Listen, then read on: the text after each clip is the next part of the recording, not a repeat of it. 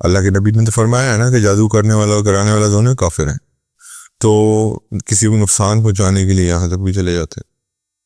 تو یہ جو دن ہے منڈے اور تھرسڈے، یہ we should mark them. Monday is the starting day of the hour, جو ہمارا ہوتا ہے ویک ہوتا ہے، اس کے دن بھی جنت کے دروازے کھلے ہیں، اور جمعرات کا جو آج کا دن ہے اس کے بھی دن جنت کے دروازے کھلے ہیں۔ ہر بندہ اس میں فارگیو کر دیا جاتا ہے، ماں سوائے دو لوگوں کے، جس نے اللہ کے ساتھ شرک کیا اور جس نے دوسرے کے ساتھ گرج رکھا یا بغض رکھا، کینہ رکھا۔ تو اس لیے اللہ تعالیٰ ان دونوں کا اس وقت تک جنت میں داخلہ الاؤ نہیں کرتے جب تک یہ کینہ آپس میں دور نہ کر لے۔ الحمدللہ رب العالمین، الصلاۃ والسلام علی رسول الکریم، اما بعد، فاعوذ باللہ من الشیطان الرجیم، بسم اللہ الرحمن الرحیم۔ اور حدیثی قدسی میں اللہ رب العزت بیان فرماتے ہیں، یہ حضرت on authority of Abu Hurairah رضی اللہ تعالیٰ عنہ who said, Prophet صلی اللہ علیہ وسلم said, the gates of paradise will be opened on Mondays and Thursdays, and every servant of Allah who associates nothing with Allah will be forgiven, except for the man who has a grudge against his brother. About them it will be said, delay these two until they have reconciled. Delay these two until they have reconciled. It was related by Muslim, also by Malik and Abu Dawud. جنت کے دروازے، حضرت ابو ہریرہ رضی اللہ تعالیٰ عنہ سے مروی ہے کہ نبی کریم صلی اللہ علیہ وسلم نے فرمایا کہ جنت کے، اللہ تعالیٰ فرماتے ہیں کہ جنت کے دروازے منڈے کو بھی کھلے ہوتے ہیں اور تھرسڈے کو بھی کھلے ہوتے ہیں۔ رمضان المبارک میں تو اللہ جنت کو کے دروازے 8 کے 8 دروازے کھول دیتا ہے، 7 جہنم کے 8 جنت کے ہیں، 8 کے 8 کھلے رہتے ہیں 30 کے 30 دن، 29 کے 29 دن، لیکن ہر منڈے اور ہر تھرسڈے کو بھی اللہ کھولتا ہے۔ اس لیے حضور صلی اللہ علیہ وسلم کی سنت مبارکہ بھی تھی کہ ان 2 دن روزہ رکھا کرتے تھے، تو پیر کا روزہ رکھتے تھے اور جمعرات کا روزہ رکھتے تھے۔ اس کے پیچھے مطلب میں سوچتا تھا کہ کیا حکمت ہے، تو یہ حدیث اس کی حکمت ہے کہ اس دن جو روزے دار ہوگا اس کے لیے جنت کے دروازے ویسے ہی کھلے ہوں گے، اور جنت کے دروازوں میں سے ایک دروازہ باب الریان بھی ہے، جو کہ کس کے لیے ہے؟ جو لوگ روزے رکھتے ہیں، ٹھیک ہے۔ تو اگر تو کسی نے شرک نہیں کیا، اللہ تعالیٰ فرماتے ہیں every servant of Allah who associates nothing with Allah، یعنی کہ جس نے شرک نہیں کیا will be forgiven on Mondays and Thursday۔ آج جمعرات ہے، آج جنت کا دروازہ کھلا ہوا ہے۔ پہلی شرط یہ ہے اس کی مغفرت کی کہ وہ شرک نہ کرتا ہو، اور دوسری شرط یہ ہے کہ 2 مسلمان بھائی جو ہیں وہ آپس میں گرج نہ رکھتے ہوں، مطلب ایک دوسرے کے خلاف ایک دوسرے کی ٹانگیں نہ کھینچتے ہوں، ایک دوسرے کے خلاف پلاننگز نہ کرتے ہوں، ایک دوسرے کے خلاف بیسیکلی یہ وہی والی بات ہے کہ جیسے جو آپ کی شب قدر ہے اس میں ہر بندے کی بخشش ہو جاتی ہے، سوائے اس آدمی کی جو کہ شراب نوشی کا عادی ہے، سوائے اس آدمی کی جو ماں باپ کا نافرمان ہے، شریک نافرمان ہے، اور سوائے اس آدمی کے جو دوسرے کے لیے کینہ رکھتا ہے۔ کینہ مینز تو یہ وہی والی بات ہے کہ اگر کینہ آپ رکھ رہے ہیں اپنے کسی مسلمان بھائی کے لیے، کہ ایک 3 سے ایک حسد ہے، حسد مینز کہ آپ کو سے جلسی ہے، یہ معافی کے قابل ہے۔ بغض ہے، معافی کے قابل ہے۔ بغض کا یہ مطلب کہ آپ کو اچھا نہیں لگتا اس کی کسی بھی اچیومنٹ پہ، یو ڈونٹ لائک دیٹ۔ تیسری چیز کینہ ہے کہ آپ اتنی نفرت میں آگے بڑھ گئے ہیں کہ اب آپ چاہتے ہیں کہ میں اس کو نقصان بچاؤں۔ یہ قتل کیوں ہوتے ہیں؟ یہ شرارتیں کیوں ہوتی ہیں؟ اس لیے ہوتے ہیں کہ انسان یہ شروع حسد سے ہوتا ہے، اینڈ کینے پہ جا کے ہوتا ہے۔ تو جس نے کینہ رکھا اس کو اللہ تعالیٰ کہتے ہیں کہ ان دونوں کو انٹر نہیں ہونے دینا، ڈیلے کر دو۔ اگر یہ آپس میں ریکنسائل کر جاتے تو پھر ان کو جو ہے I will let them enter the paradise۔ اس میں 2 چیزیں یاد رکھنے کی ہیں، ورک پلیس پہ ہوں یا چاہے آپ گھر پہ ہوں۔ انفارچونیٹلی ہمارے ہاں کچھ چیزیں ایسی بن چکی ہوئی ہیں کہ ہم چاہتے یہ ہیں کہ ہم دوسروں سے ہمیشہ اوپر ہی رہیں، اور اس کے لیے پھر ہم کسی بھی حد سے گزر جاتے ہیں اور کسی بھی جو ہے نا کی پرواہ نہیں کرتے. لیگ پولنگ ہمارا ایک وتیرہ ہے، اس کے بغیر ہم جو ہے نا چل نہیں سکتے. کسی کی نقصان کے اندر ہم خوش ہوتے ہیں. تو آج جنرلی مسلمان، اب آپ دیکھ لیں، مسلمان آپس میں لڑ رہے ہیں، آپس فائدہ کس کو ہو رہا ہے؟ جب مسلمان جب آپس میں لڑتے ہیں تو کس کا فائدہ ہوتا ہے؟ اوبیسلی دشمنان اسلام کا فائدہ ہوتا ہے. اور آج تک وہ ہم پہ رول ہی اس بات پہ کرتے ہیں کہ ان کو آپس میں لڑا کے رکھو. تو ایک دوسرے سے لڑ کے مر جائیں گے، ایک دوسرے کو ختم کر دیں گے، یہ نہیں سوچیں گے کہ میرے نبی نے کیا کہا تھا ہمارے بارے میں کہ تم لوگ آپس میں بھائی بھائی ہو. بھائی کا مطلب کیا ہوتا ہے کہ ہر مشکل وقت میں دوسرے کے کام آنا، اس کی مصیبت کو دور کرنا. صحابہ اکرام کی ٹریننگ تو یہاں تو کوئی بھی تھی کہ اگر ایک کی دکان پہ کسٹمر نہیں آ رہا تو جس کی دکان پہ کسٹمر آ رہا ہے وہ اپنی دکان بند کر دیتا تھا یا کہتا تھا کہ آپ ان سے لے لیں. وہ صحابی کہتے تھے ان سے لے لیں، وہ کہتے تھے کہ آپ کے پاس نہیں ہے، میرے پاس تو ہے لیکن آج میرے بھائی کے پاس کوئی نہیں آیا. یہ اللہ تعالیٰ نے نبی کریم صلی اللہ علیہ وسلم کے تھرو یہ سوسائٹی قائم کی تھی. اور ادھر ہمارے ہاں الٹا حساب ہے. ہم ایک دوسرے سے کمپیریزنس کے اندر نیگیٹو مارکیٹنگ کی وجہ سے ایک دوسرے کے دکان بھی بند کرنا چاہتے ہیں، ایک دوسرے کا روزگار بھی بند کرنا چاہتے ہیں، ایک دوسرے کی جو ہے وہ ایک دوسرے کو نیچا بھی دکھانا چاہتے ہیں. ایسے ایسے گھٹیا قسم کے لوگ موجود ہیں، ایسے ایسے گھٹیا قسم کے لوگ موجود ہیں کہ کچھ بھی کر جائیں گے، کچھ بھی کر جائیں گے، یقین مانیں کہ آپ کو جو ہے نا نقصان پہنچا دیں کسی طرح. اس لیے آج علماء کہتے ہیں کہ اپنی نعمتوں کا اظہار مت کیا کرو لوگوں کے سامنے. آج وہ دنیا نہیں ہے. صحابہ ایک دوسرے کی نعمتوں کو دیکھ کے خوش ہوا کرتے تھے. آج وہ دنیا نہیں ہے کہ میں اور آپ اپنی نعمتوں کا اظہار کریں. الٹا نظر لگ جاتی ہے. الٹا جو ہے وہ لوگ جیسے میں نے وہ کہا کہ اس لیول تک چلے جاتے ہیں کہ قتل و غارت تک بات چلی جاتی ہے، جادو تک بات چلی جاتی ہے. اور پھر یہ بھی نہیں دیکھتے کہ جادو مطلب کہ اپنی منزل کو پانے کے لیے اللہ معاف کرے وہ راستہ بھی لے لیتے ہیں جو کہ کفریہ ہے. اللہ کے نبی نے تو فرمایا ہے نا کہ جادو کرنے والا اور کرانے والا دونوں کافر ہیں. تو کسی کو نقصان پہنچانے کے لیے یہاں تک بھی چلے جاتے ہیں. تو یہ جو دن ہے منڈے اور تھرسڈے، یہ we should mark them. Monday is the starting day of the hour جو ہمارا ہوتا ہے ویک ہوتا ہے.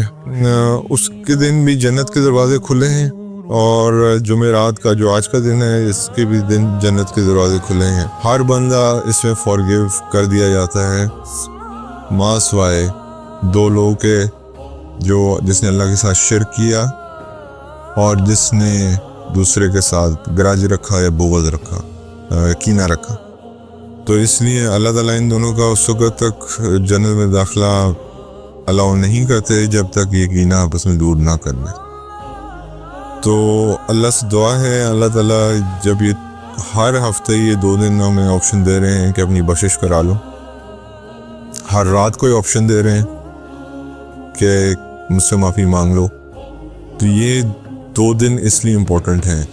اور یہ جو حکمت ہے نبی کریم صلی اللہ علیہ وسلم کی ان 2 دن روزہ رکھنے کی، وہ یہی ہے کہ ان 2 دنوں پہ جنت کے دروازے کھلے ہوتے ہیں. اللہ سے دعا ہے اللہ تعالیٰ میں عمل کی توفیق عطا فرمائے. حضرت ابو سعید رضی اللہ تعالیٰ عنہ سے مروی ہے کہ نبی صلی اللہ علیہ وسلم نے فرمایا آخری زمانے میں ایک خلیفہ ہوگا جو لوگوں کو شمار کیے بغیر خوب مال و دولت عطا کیا کرے گا. غالباً سیدہ مہدی کی بات ہے. اور حضرت ابو سعید خدری رضی اللہ تعالیٰ عنہ سے مروی ہے کہ نبی کریم صلی اللہ علیہ وسلم نے فرمایا مسلمان کو جو پریشانی، تکلیف، غم، بیماری، دکھ، حتی وہ خیالات جو اسے تنگ کرتے ہیں پہنچتے ہیں، اللہ ان کے ذریعے اس کے گناہوں کو کفارہ کر دیتا ہے. یہ وہی بات جو میں آپ سے بیان کر رہا تھا. اللہ بہانے ڈھونڈتے ہیں، معاف کریں گے. اس کے بعد ابو سعید خدری رضی اللہ تعالیٰ عنہ سے مروی ہے کہ نبی کریم صلی اللہ علیہ وسلم نے فرمایا جو شخص غنا حاصل کرنا چاہتا ہے اللہ اسے غنی کر دیتا ہے، اور جو شخص عفت حاصل کرنا چاہتا ہے اللہ اسے عفت عطا فرماتا ہے۔ عفت رسپیکٹ کو کہتے ہیں اور غنا جو ہے وہ مال کو کہتے ہیں۔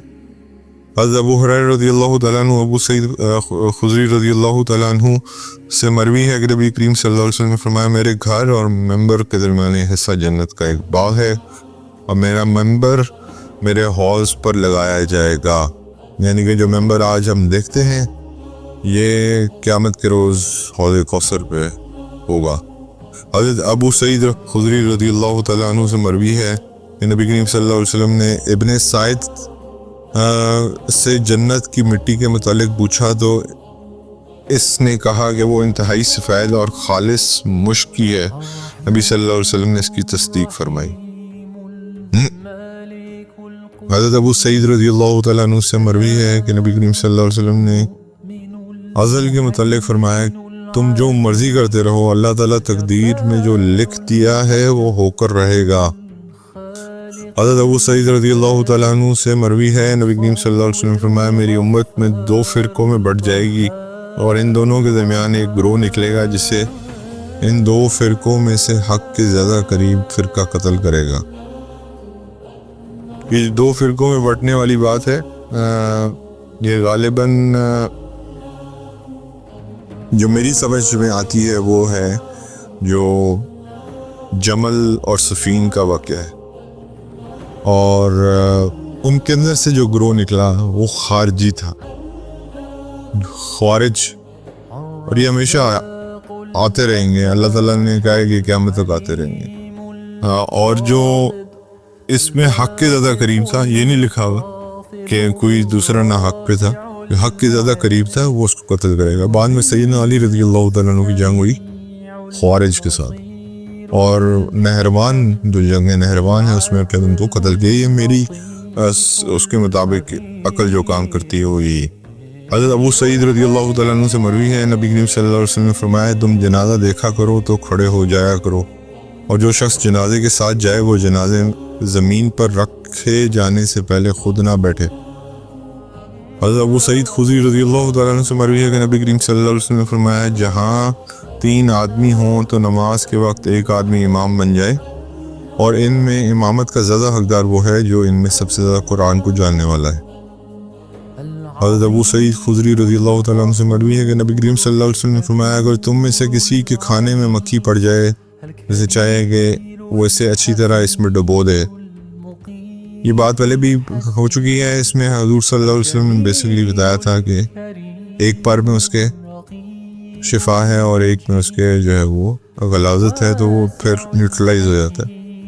حضرت ابو سعید رضی اللہ تعالیٰ عنہ سے مروی ہے کہ نبی کریم صلی اللہ علیہ وسلم فرمایا سورہ اخلاص 1/3 قرآن کے برابر ہے، یعنی کہ 3 دفعہ پڑھیں گے تو 1 قرآن کا ثواب ہے۔ ابو سعید رضی اللہ تعالیٰ عنہ سے مروی ہے کہ نبی صلی اللہ علیہ وسلم نے فرمایا مریض کی عیادت کیا کرو اور جنازے کے ساتھ جایا کرو، اس سے تمہیں آخرت کی یاد آئے گی۔ حضرت ابو سعید رضی اللہ تعالیٰ عنہ سے مروی ہے کہ نبی کریم صلی اللہ علیہ وسلم نے مدینہ منورہ کے دونوں کناروں کے درمیان درخت کاٹنے یا ان کے پتے جھاڑنے سے منع کرتے ہوئے مدینہ منورہ کو حرم قرار دیا۔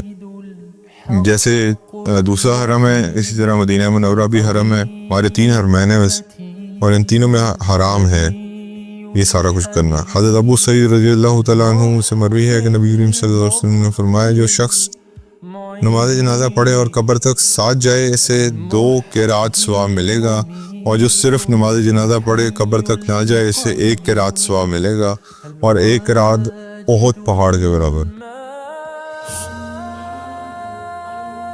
حضرت ابو ہریرہ رضی اللہ تعالیٰ عنہ اور حضرت ابو سعید رضی اللہ تعالیٰ عنہ سے مروی ہے کہ نبی کریم صلی اللہ علیہ وسلم نے فرمایا مسلمان کو جو پریشانی تکلیف غم بیماری دکھ دے حتیٰ کہ کانٹا جو اسے چپتا ہے اللہ تعالیٰ اس کے ذریعے اس گناہوں کو کفارہ کر دیتے ہیں۔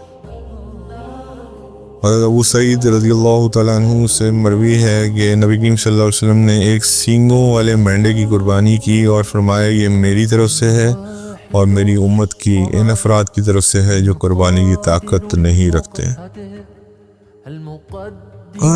حضور صلی اللہ علیہ وسلم نے جو ہے وہ کتنا فکر کیا ہے اس امت کا، حضرت ابو سعید رضی اللہ تعالیٰ عنہ سے مروی ہے کہ اللہ تعالیٰ نے تمہیں زمین میں اپنا نائب بنایا ہے، اب وہ دیکھے گا کہ تم کس قسم کے اعمال سر انجام دیتے ہو۔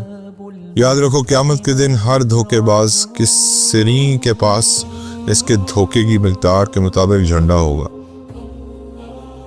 جتنے دھوکہ کیا ہوگا اتنا اونچا جھنڈا ہوگا۔ حضرت ابو سعید رضی اللہ تعالیٰ عنہ سے مروی ہے کہ نبی کریم صلی اللہ علیہ وسلم نے فرمایا اگر کوئی آدمی اپنی بیوی کے قریب جائے پھر دوبارہ جانے کی خواہش رکھے تو وضو کر لے۔ یہ حضور کی سنت بھی تھی، ایگزیکٹ سنت یہ تھی کہ نبی کریم صلی اللہ علیہ وسلم، کیونکہ یہ چیزیں ہمیں پتہ ہونی چاہیے، ہمارے اکثر لوگ اس کو نہیں بتاتے۔ شرع میں کوئی شرم نہیں ہے، یہ میں نے اور آپ نے حضور کی زندگی سے نہیں سیکھنا تو کسے سیکھنا ہے؟ نبی کریم صلی اللہ علیہ وسلم کی ایگزیکٹ سنت جو تھی جس میں جنابت کی، وہ یہ تھی کہ ایک دفعہ جنابت کی، اگر دوبارہ نیت تھی تو پہلے جا کے ایک دفعہ وہ پیشاب کر لیتے تھے۔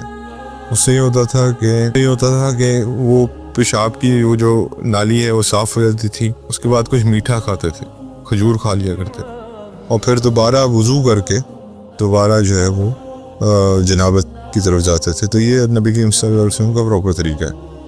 حضرت ابو سعید رضی اللہ تعالیٰ عنہ سے مروی ہے کہ نبی کریم صلی اللہ علیہ وسلم نے نماز عصر کے بعد سے غروب آفتاب تک اور نماز فجر کے بعد سے طلوع آفتاب تک نوافل پڑھنے سے منع فرمایا ہے۔ حضرت ابو سعید رضی اللہ تعالیٰ عنہ سے مروی ہے کہ نبی کریم صلی اللہ علیہ وسلم نے فرمایا ان قریب ایک مسلم کا سب سے بہترین مال بکری ہوگی، جسے لے کے وہ پہاڑوں کی چوٹیوں پر اور بارش کے قطرات گرنے کی جگہ پر چلا جائے گا اور فتنوں سے اپنے دین کو بچا لے گا۔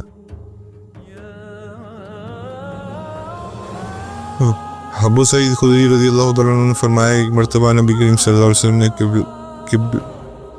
حضرت ابو سعید خدری رضی اللہ تعالیٰ عنہ سے مروی ہے کہ ایک مرتبہ نبی کریم صلی اللہ علیہ وسلم نے قبلہ مسجد میں تھوک یا ناک کی ریزش لگی ہوئی دیکھی۔ نبی صلی اللہ علیہ وسلم نے اسے کنکری سے صاف کیا اور سامنے یا دائیں جانب تھوکنے سے منع فرمایا۔ اب فرماتے ہوئے کہا کہ بائیں جانب یا اپنے پاؤں کی طرف نیچے تھوکو۔ اب یہ ایتھکس ہے جو اللہ کے نبی سکھا رہے ہیں۔ حضرت ابو سعید رضی اللہ تعالیٰ عنہ سے مروی ہے کہ نبی کریم صلی اللہ علیہ وسلم نے مشکیزے کو الٹ کر اس میں سے سوراخ کر کے اس کے ساتھ منہ لگا کے پانی پینے سے ممانعت فرمائی۔ آج کل ہماری بوتلیں ہیں، اس میں مشکیزے ہوتے تھے۔ حضرت ابو سعید رضی اللہ تعالیٰ عنہ سے مروی ہے کہ نبی کریم صلی اللہ علیہ وسلم نے ایک چادر میں لپٹنے سے منع فرمایا ہے، اور یہ کہ انسان ایک کپڑے میں اس طرح گوٹ مار کر بیٹھے کہ اس کی شرم گاہ پر کوئی کپڑا نہ ہو، مطلب کہ صحیح طرح تو اپنے آپ کو کور کرے، اور جب بیٹھے بھی تو اس چیز کا خاص خیال رکھے کہ اس کا کوئی پرائیویٹ پارٹ یا سطر جو ہے وہ پورا ڈمبا ہو۔ حضرت ابو سعید رضی اللہ تعالیٰ عنہ سے مروی ہے کہ نبی صلی اللہ علیہ وسلم نے فرمایا تم جب اذان سنو تو وہی جملے کہا کرو جو مؤذن کہتا ہے۔ حضرت ابو سعید اذان کا جواب دینے پہ یعنی کہ اللہ اکبر، اور آپ جب اللہ اکبر ریپیٹ کرتے ہیں تو 1000 نیکیاں لکھی جاتی ہیں۔ 4 دفعہ اللہ اکبر کہا جاتا ہے تو 4000 نیکیاں ہیں۔ 2 دفعہ اشہد اللہ الہ الا اللہ کہا جاتا ہے 2000 نیکیاں وہ۔ پھر اشہد ان محمد رسول اللہ کہا جاتا ہے 2000 نیکیاں وہ۔ پھر حی علی الصلاۃ 2 دفعہ کہا جاتا ہے، اس میں آپ لا حول ولا قوت الا باللہ پڑھتے ہیں، اور اس پہ 2000 نیکیاں۔ پھر حی علی الفلاح کہا جاتا ہے تو اس پہ 2000 نیکیاں، اس پہ بھی آپ لا حول ولا قوت الا باللہ پڑھتے ہیں۔ پھر اللہ اکبر لا الہ الا اللہ، یہ 3000۔ تو آپ خود ہی میتھمیٹکس کر کے دیکھ لیں کتنا ثواب مل جاتا ہے اس چیز کو۔ حضرت ابو سعید رضی اللہ تعالیٰ عنہ سے مروی ہے کہ نبی صلی اللہ علیہ وسلم نے فرمایا لوگوں کی ہیبت اور روب اور دبدبہ تم میں سے کسی کو حق بات کہنے سے نہ روکے جب کہ وہ خود اسے دیکھ لے یا مشاہدہ کر لے یا سن لے۔ حضرت ابو سعید رضی اللہ تعالیٰ عنہ کہتے ہیں کاش میں نے یہ حدیث نہ سنی ہوتی، کیونکہ مشکل کام ہے ہیبت اور روب والے بندے کے سامنے کلمہ حق بیان کرنا، اس کو جہاد کہا گیا۔ حضرت ابو سعید خدری رضی اللہ تعالیٰ عنہ سے مروی ہے کہ نبی صلی اللہ علیہ وسلم نے فرمایا حسن اور حسین رضی اللہ تعالیٰ عنہما نوجوانوں کے جنت کے سردار ہیں۔ حضرت ابو سعید خدری رضی اللہ تعالیٰ عنہ سے مروی ہے کہ ہمیں ہمارے نبی صلی اللہ علیہ وسلم نے نماز میں سورہ فاتحہ اور جو سورت آسانی سے پڑھ سکیں کی تلاوت فرمانے کا حکم دیا ہے۔ حضرت ابو سعید رضی اللہ تعالیٰ عنہ سے مروی ہے کہ نبی صلی اللہ علیہ وسلم نے فرمایا جب تم میں سے کوئی شخص مسجد میں نماز پڑھ چکے اور اپنے گھر لوٹ آئے تو وہاں بھی 2 رکعتیں پڑھ لے، اپنے گھر کے لیے بھی نماز کا حصہ رکھا کرو کیونکہ نماز کی برکت سے اللہ گھر میں خیر نازل فرماتے ہیں۔ حضرت ابو سعید خدری رضی اللہ تعالیٰ عنہ سے مروی ہے کہ نبی صلی اللہ علیہ وسلم نے فرمایا ان 5 میں سے کوئی آدمی بھی جنت میں داخل نہ ہوگا: عادی شراب خور، جادو پر یقین رکھنے والا، قطع رحمی کرنے والا، کاہن اور احسان جتلانے والا۔ ابو سعید خدری رضی اللہ تعالیٰ عنہ سے مروی ہے کہ نبی صلی اللہ علیہ وسلم نے ارشاد فرمایا میرے اور مجھ سے پہلے انبیاء کی مثال ایسے ہیں جیسے کسی شخص نے ایک گھر بنایا ہے، اسے مکمل کیا لیکن ایک اینٹ کی جگہ چھوڑ دی، میں نے آ کر اس ایک اینٹ کی جگہ بھی مکمل کر دی۔